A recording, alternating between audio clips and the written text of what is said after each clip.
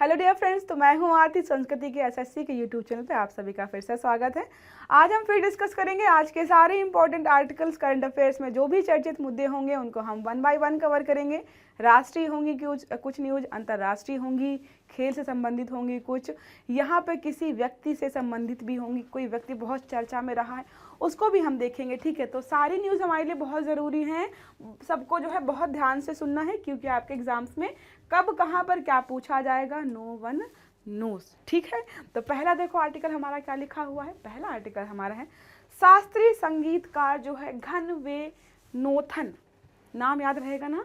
शास्त्रीय संगीतकार हैं घनवेनोथन रत्नम को सिंगापुर के सर्वोच्च कला सम्मान से सम्मानित किया गया है। तो याद रखना है, पहली बार किसी भारतीय को इस सम्मान से सम्मानित किया गया है। नाम क्या है इनका? घनवेनोथन रत्नम। कुछ ना याद रहे नाम तो बस याद रख लेना, रत्नम, ठीक है। सिंगापुर में जो है एक सर्वोच्च कला सम्मान दिया जाता है, वहाँ पर जो इनको जो है सम्मानित किया गया है, भारत के पहले व्यक्ति हैं, ठीक है। सांस्कृतिक पदक है ये, सिंगापुर का सर्वोच्च कला सम्मान है। जैसे हमारे यहाँ पर साहित्य जो है, साहित्य से संबंधित सम्मान दिए जाते हैं ना, वहाँ पे जो है सर्वोच्च कला सम्मान और किसी भारतीय व्यक्ति को मिलना अपने आप में बहुत इंटरेस्टिंग बात है। सांस्कृतिक पदक पाने वाले पहले भारतीय बने हैं। जब कोई पहला होता है और कोई लास्ट होता है, वो हमारे लिए बहुत ज़रूरी हो जाता है। प्रश्न जो है ऐसे ही पूछता है। अब इनके बारे में बात करें तो बांसुरी वादक है, बांसुरी बजाते हैं, कृष्ण कन्हैया वाली बांसुरी जो होती है वही बजाते हैं। 2019 में जो है सिंगापुर का पहला कर्नाटक बांसुरी समूह स्थापित किया था इन्होंने, 2019 में वहाँ पे स्थापित किया था, पार्टिसिपेट किया और जो है रिकॉग्नाइज किया सिंगापुर ने, और अपने यहाँ का सर्वोच्च सांस्कृतिक सम्मान जो है एक तरीके से इनको प्रदान किया है। अगर बात करें सांस्कृतिक पदक की, तो जो है इस कैटेगरी में तो इनको दिया गया है, इसके अलावा और भी वितरण यहाँ पे किए गए हैं, तो हम सबको देखेंगे। सिंगापुर का जो है सर्वोच्च कला सम्मान जो है 1979 में टेंग चियोंग द्वारा स्थापित किया गया था, ठीक है। मानदंड क्या है? उन व्यक्तियों को जो कलात्मक उत्कृष्टता का प्रदर्शन करते हैं, सिंगापुर की कला और सांस्कृतिक जो है संस्कृति परिदृश्य को समृद्ध करने के लिए प्रतिबद्धता दिखाई है। देखो इसका मतलब क्या है, उन व्यक्तियों को यहाँ पे पुरस्कृत किया जाता है जो सिंगापुर की जो संस्कृति है या कला है वहाँ की, उसको जो है तरीके से निखारते हैं या जो है मंच प्रदान करते हैं, अच्छे से करते हैं, उनको यहाँ पर दिया जाता है, ठीक है। अब जैसे कोई अगर हो सकता है कोई व्यक्ति ऐसा हो जो हिंदी में ऐसा उपन्यास लिख दे, ऐसी कोई कविता कहानी लिख दे जो किसी जो है हिंदी माध्यम के या जो हमारे जो हिंदी लेखक होते हैं उसके द्वारा ना किया गया हो कभी, तो जाहिर सी बात है भारत सरकार का जो कर्तव्य बनेगा कि उस व्यक्ति को पुरस्कृत करे, क्योंकि हमारी भाषा में हमारे यहाँ के बारे में उसने कोई ऐसी बात लिखी जो हमारे यहाँ पर किसी ने किया ही नहीं। तो ऐसा ही कुछ यहाँ पर जो है इनको पुरस्कृत किया गया है। सभी क्षेत्रों में जो है मान्यता है, फिल्म, साहित्यिक कला, प्रदर्शन कला, दृश्य कला, साहित्य, विभिन्न क्षेत्रों में, तो अलग अलग क्षेत्रों में जो अलग अलग व्यक्तियों को यहाँ पर दिया जाता है, ठीक है। समझ में आ गया यहाँ तक? चलते हैं, फोटो इनकी ये रही, बहुत सिंपल से व्यक्ति हैं। नेक्स्ट आर्टिकल हमारा है प्रतिवर्ष जो 29 नवंबर को जो अंतरराष्ट्रीय जगुआर दिवस मनाया जाता है। जगुआर गाड़ी देखी होगी, जगुआर वाला गाना भी सुना होगा, वही जगुआर है, ठीक है। तो कुछ लोग जो है जगुआर को जो है टाइगर चीता से कंपेयर करते नहीं। ये तरीके से लैटिन अमेरिका और वहाँ पे लगभग 18 राज्यों में मिलने वाली एक प्रजाति है, सबसे बड़ी मांसाहार प्रजाति है अमेरिका के हिसाब से, और अपने आप में अलग है क्योंकि इसके बॉडी पे जो स्पॉट्स होते हैं जैसे आपको दिख रहे हैं, ये जो है अन्य किसी जनजाति जो भी बिग कैट्स होती हैं उनमें नहीं मिलता है, ठीक है। तो इसके संरक्षण का प्रयास कर रही है क्योंकि विलुप्ति के कगार पर है, रेड लिस्ट में, IUCN की रेड लिस्ट में इसको रखा गया है। तो इसको संरक्षण करने के लिए, संरक्षित करने के लिए जो है यहाँ पर हर साल जो 29 नवंबर को मनाते हैं अंतर्राष्ट्रीय जगुआर दिवस। इसके बारे में देखें तो जगुआर के सामने बढ़ते खतरों, उनका आवाज़ जो है खत्म हो रहा है, या जो उनके खाने पीने की चीज़ें हैं या जो शिकार करते तो वो भी खत्म हो रहा है, उसको यहाँ पर बचाने का प्रयास किया जाए। तो मैक्सिको से अर्जेंटीना तक जो लैटिन अमेरिका का जो एरिया है, तो मैक्सिको से लेकर के अर्जेंटीना तक जो है लगभग 18 राज्यों में जो है 18 जगहों पर जो है ये पाया जाता है। तो वहाँ पर जो है प्रयास किए जा रहे हैं। लैटिन अमेरिका की सबसे बड़ी जो है मांसाहारी बिल्ली है ये, ठीक है, बड़ी है। मैक्सिको से अर्जेंटीना तक 18 देशों में जो है पाया जाता है। तो 18 देशों में जो है ये पाया जाता है, मैक्सिको से लेकर के अर्जेंटीना के बीच में। वैज्ञानिक नाम क्या है? पैंथेरा ओका। टाइगर का नाम क्या होता है? टाइग्रिस पैंथेरा करके। तो ये पैंथेरा ओका है इसका साइंटिफिक नेम। आयुष्यन की जो है कहाँ पर रखा गया है? नियर संकटग्रस्त, ठीक है, नियर थ्रेटेंड की श्रेणी में रखा गया है। वन्यजीव और वनस्पतियों की लुप्त पाई प्रजातियों में अंतरराष्ट्रीय व्यापार पर जो कन्वेंशन है, साइट्स की जो श्रेणी है, वहाँ पर परिशिष्टि 1 या अपेंडिक्स फर्स्ट, जब भी किसी जानवर, जीव जंतु, किसी को भी है या पेड़ पौधे को साइट्स की अपेंडिक्स 1 या अनुसूची 1 में रखा जाता है, इसका मतलब होता है उसका व्यापार या जो भी चीज़ आप करना चाहते हो बिल्कुल प्रतिबंधित है और वो जो है प्रजाति बिल्कुल खतरे की कगार पर है। नियर थ्रेटेंड मतलब है कि कभी भी खत्म हो सकती है अगर हमने जो है इसका संरक्षण नहीं किया। नेक्स्ट आर्टिकल है भारतीय नौसेना जो आईएनएस अरिघाट पनडुब्बी से जो है 3500 किलोमीटर की क्षमता की जो है K4 परमाणु मिसाइल का परीक्षण किया है।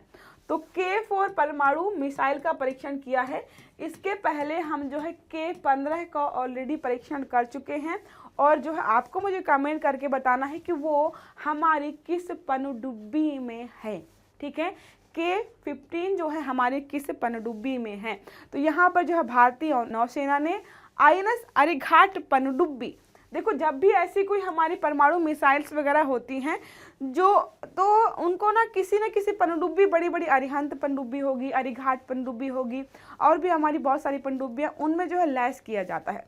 तो इसको जो है K4 जो हमने बनाई है अरिघाट पनडुब्बी में इसको रखा जाने वाला है और इसकी मारक क्षमता या डिस्टेंस जो भी बोले तो 3500 किलोमीटर रहने वाली है। इस सफल उपयोगकर्ता परीक्षण से देश के परमाणु त्रिकोण जो हमारे हैं, इसका मतलब है कि हमारे पास देखो जो हमारी वायुसेना हो गई, भूमि सेना हमारी उसके पास ऑलरेडी है, वायुसेना हमारी उसके पास ऑलरेडी थी, नौसेना हमारी उसके पास जो है ये परमाणु हथियार हो जाएंगे।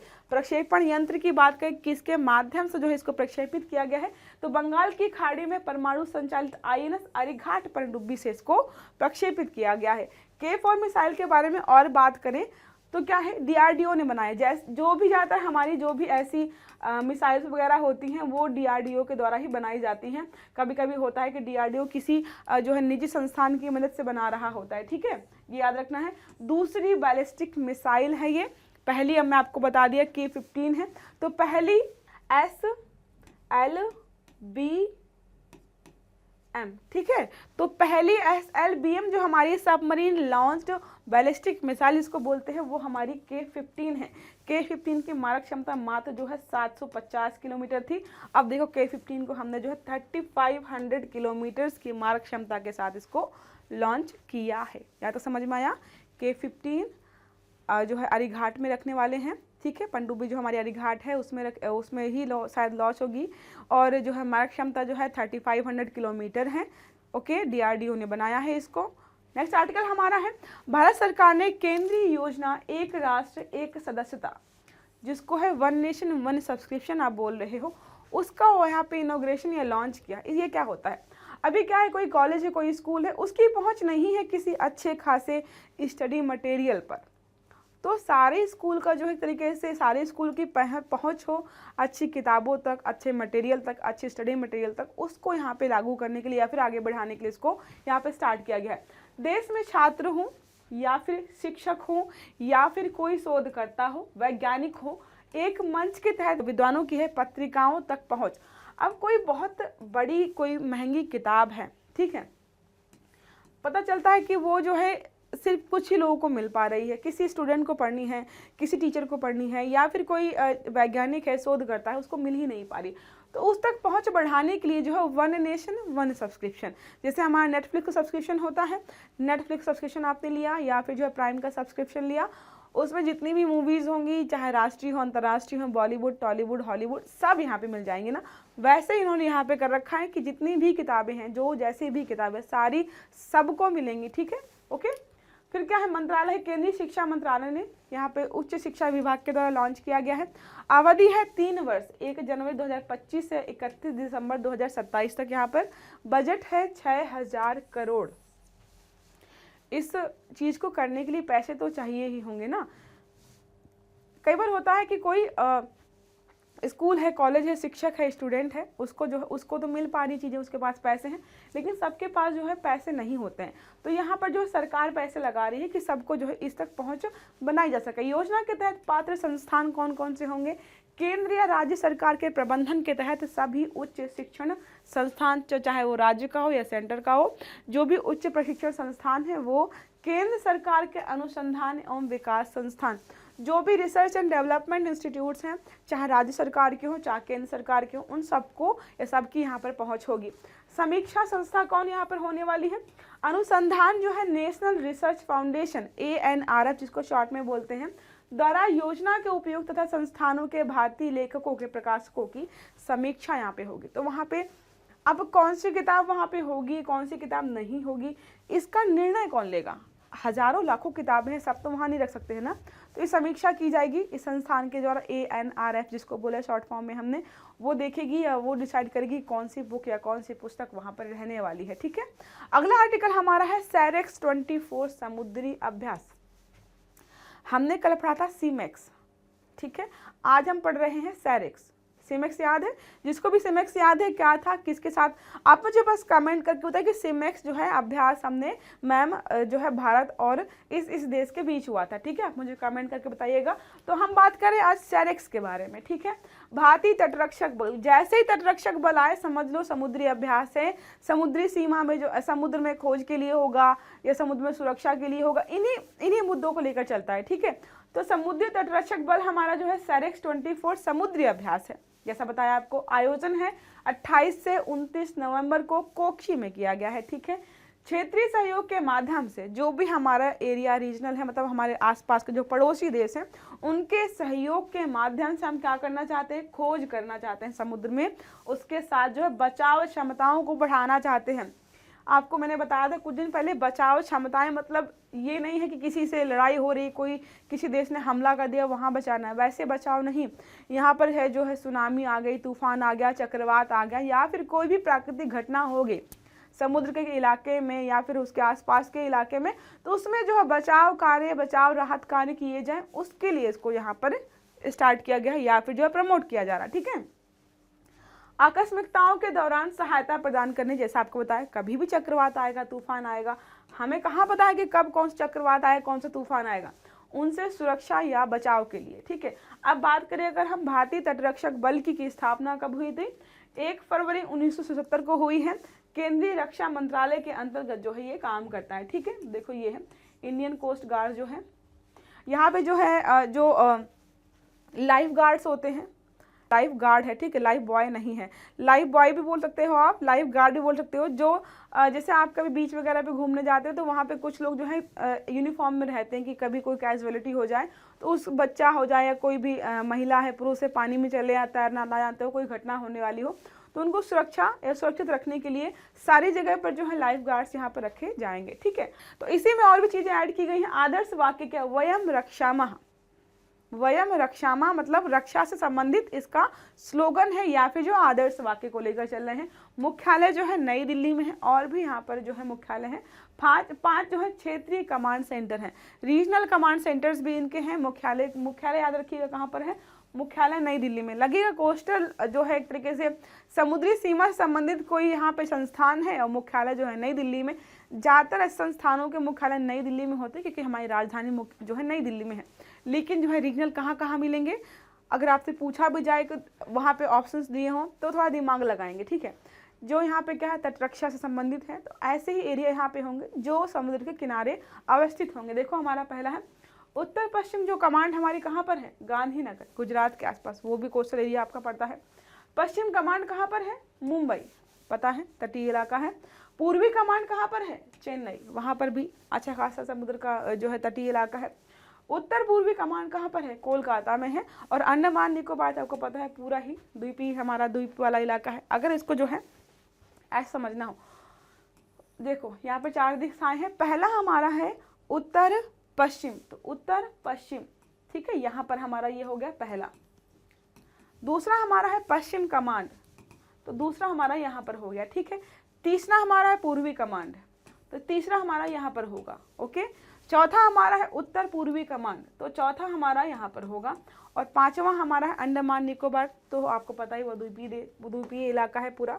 ठीक है, अगला आर्टिकल हमारा है स्वीडिश फिल्म क्रॉसिंग ने जीता ICFT यूनेस्को गांधी पदक। तो जहां पर भी गांधी आएगा ना, गांधी जी का जिक्र जहां पर भी हो, अहिंसा, प्रेम, सत्याग्रह, सब समझ में सब याद आना चाहिए। तो प्रेम होगा वहाँ पे, अहिंसा को जो है प्रमोट करेंगे, हिंसा का खंडन करेंगे, महिलाओं की रक्षा, महिलाओं की सुरक्षा, बच्चों की रक्षा, बच्चों की सुरक्षा, ये सारे विषय जो है वहाँ पर आने चाहिए। देखो यहाँ पे है स्वीडिश फिल्म जो है क्रॉसिंग, नाम मूवी का है क्रॉसिंग, उसको जो है जीता है, उसने जीता है ICFT का यूनेस्को गांधी पदक जीता है। तो जाहिर सी बात है मूवी में ऐसा कुछ होगा जो प्रेम से, अहिंसा से, महिलाओं के या बच्चों से संबंधित होगा। तो यही सारी चीज़ें देखो। अभी जो है 55वां जो है राष्ट्रीय जो है फिल्म महोत्सव हो रहा है, कहाँ पर, गोवा में। इंटरनेशनल जो है फिल्म फेस्टिवल ऑफ इंडिया जो है 55वां जो है गोवा में हो रहा है, वहीं पर जो है इसको दिया गया है। स्वीडिश फिल्म है, इसमें जो है अलग अलग एक तरह की स्टोरी है, वृद्ध महिला की स्टोरी है।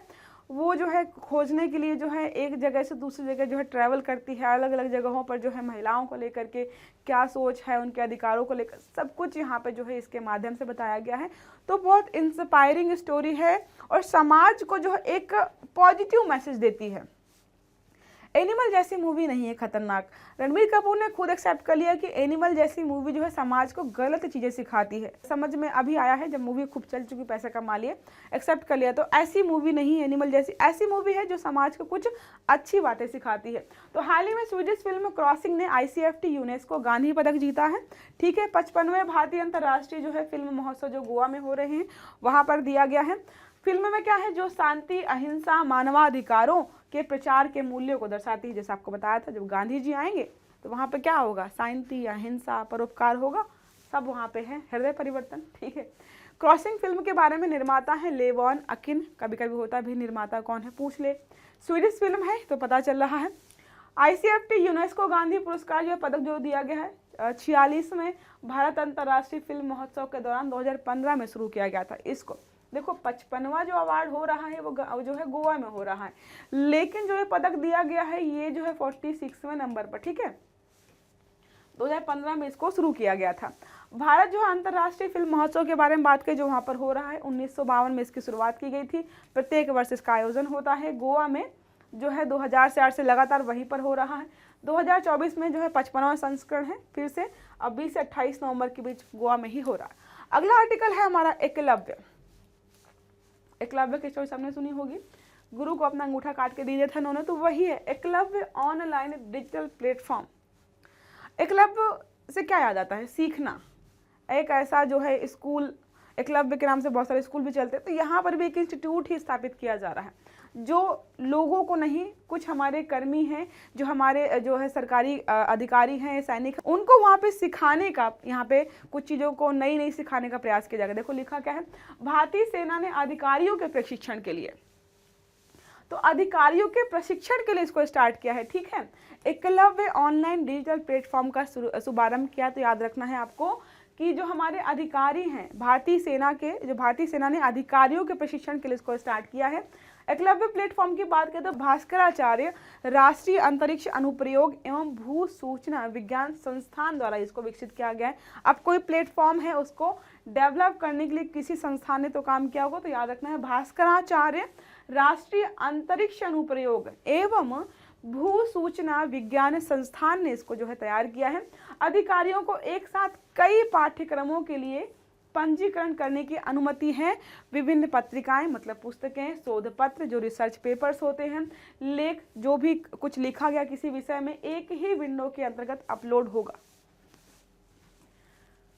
तो आपने सुना है कोई भी कभी भी अगर आप UPSC भी क्वालिफाई करते हो, SSC क्वालिफाई करते हो, आपको ट्रेनिंग होती है, वहाँ पे कुछ चीज़ सिखाई जाती है। लेकिन समय के साथ कई बार ऐसा होता है कि अब किसी ने 10 साल 15 साल पहले कोई चीज़ सीखी होगी हमारे ही सरकार के द्वारा सिखाया गया होगा, आज के लिए वो जो है यूजलेस हो गया है, तो उसको दोबारा ट्रेनिंग करवानी पड़ती है। तो ऐसे ही समय समय पर जो है सरकार इनिशिएटिव लेती रहती है, जिसमें सरकारी कर्मचारियों अधिकारियों को जो है वहाँ पर ट्रेनिंग दी जाती है। तो उसी से संबंधित है कि एक प्लेटफॉर्म बना दिया गया है कि इस क्षेत्र से जितने भी संबंधित ट्रेनर जो भी मतलब अधिकारी होंगे उनकी ट्रेनिंग होगी, तो वो यहाँ से वीडियोज़, ऑडियोज़ या जो भी फाइल्स हैं, पुस्तकें हैं या रिसर्च पेपर्स हैं, उनके माध्यम से सीख सकते हैं। ठीक है। एकलव्य प्लेटफॉर्म पर पाठ्यक्रमों की 3 श्रेणियां हैं। पहला 2 है प्री कोर्स प्रिपरेटरी कैप्सूल, मतलब एक तरीके से एक तो हो गया कि भाई कोई नया नया आया उसको सिखा दिया, ठीक है। दूसरा है नियुक्ति या विशिष्ट असाइनमेंट संबंधी पाठ्यक्रम, तो जब नियुक्ति होगी या नियुक्ति से संबंधित कुछ चीज़ें होंगी तो वहाँ से संबंधित पाठ्यक्रम और असाइनमेंट होंगे। और तीसरा फाइनल जो प्रोफेशनल डेवलपमेंट सूट, जब आप जो है नियुक्त हो चुके हैं या नियुक्त हो चुके हैं, आपकी जॉब चल रही, तो आपको जो है प्रोफेशनली कैसे बिहेव करना है उन सब को यहाँ पर जो है अच्छे से सिखाया जाएगा। ठीक है, समझ में आ गया। आज का आखिरी आर्टिकल हमारा है 22वीं राष्ट्रीय समुद्री खोज और बचाव बोर्ड बैठक। थोड़ी देर पहले हमने पढ़ा था, जिसमें जो है समुद्री खोज और समुद्री जो है बचाव कार्य के लिए पढ़ाई था, उसी में जो है एक और आर्टिकल वैसा ही मिलता जुलता है कि 22वीं जो है राष्ट्रीय समुद्री खोज और बचाव बोर्ड की बैठक हुई है। तो इसको देखें क्या है। हाल ही में कोच्चि में, ये उसमें चीज़ें थी, राष्ट्रीय समुद्री खोज एवं बचाव बोर्ड की बैठक का आयोजन किया गया है। यहाँ पर जो राष्ट्रीय खोज एवं बचाव बोर्ड की 22वीं बैठक की गई है। आयोजक जो है भारतीय तटरक्षक बल द्वारा जो है इसका आयोजन किया गया है। समुद्री सीमा को जो है बेहतर बनाने के लिए, हितधारकों के बीच सहयोग और समन्वय बढ़ाने के लिए जो इसको यहाँ पर एस्टैब्लिश किया गया, उसके तहत ही ये जो है मीटिंग हुई है। अगर बात करें जो है राष्ट्रीय समुद्री खोज एवं बचाव बोर्ड की, इसकी स्थापना 2002 में की गई है। उद्देश्य क्या है, नाम से पता चल रहा है, नीतिगत मामलों पर चर्चा करने और दिशा निर्देश प्रक्रियाएं तैयार करने और राष्ट्रीय खोज और बचाव योजना की समीक्षा करने। तो जितने भी ऐसी चीज़ें हैं जो समुद्री सीमा से संबंधित है, समुद्री एरिया से संबंधित है, वहाँ पे कोई नीति नियम कानून बनाना है वो करेंगे। ठीक है। उसके अलावा कोई दिशा निर्देश जारी करने हैं या फिर कोई नियम कानून तैयार करने, प्रक्रियाएं तैयार करनी है, तो वो भी इसके द्वारा किया जाता है। और साथ में हमने थोड़ी देर पहले पढ़ा ही था कि ऐसे जो है बचाव कार्य और खोज कार्य जो है इसके द्वारा या फिर उनका जो तरीके से निगरानी वगैरह ये सब जो है किसके द्वारा की जाएगी, बचाव बोर्ड। ठीक है, ये हमारा है। बैठक जो है प्रतिवर्ष होती है, हर साल होती है, और 2024 की जो है 22वीं बैठक है केरला कोच्चि में हुई है। ओके, तो ये रहे हमारा आज के सारे आर्टिकल। इसमें हमने पढ़ा कि आज जो है कौन कौन सी चीज़ें जो है चर्चा में थी, कुछ जो है मिलती जुलती थी कल की, कुछ जो है नई भी थी। हमने सारी जो है 1 बाय 1 अच्छे से कवर कर ली है। आई होप बढ़िया से समझ में आया होगा। अगर एक बार समझ में ना आया तो दूसरी बार देख लेना, 15-20 मिनट की क्लास होती है। अगर 2x की स्पीड में देखोगे ना, 10 मिनट में फटाफट जो है रिवीजन हो जाएगा इसका। ठीक है, तो क्लास अगर अच्छी लगी हो तो लाइक करिएगा, चैनल को सब्सक्राइब करना मत भूलिएगा, बेल आइकन दबा के रखिएगा, ताकि जितने भी वीडियो हमारे चैनल के माध्यम से आपको दिए जा रहे हैं वो सही समय पर आपको मिलते रहें और आप जो है अपनी पढ़ाई जो है सुचारू रूप से चलाते रहें। अच्छे से पढ़िएगा। Have a good day. Thank you.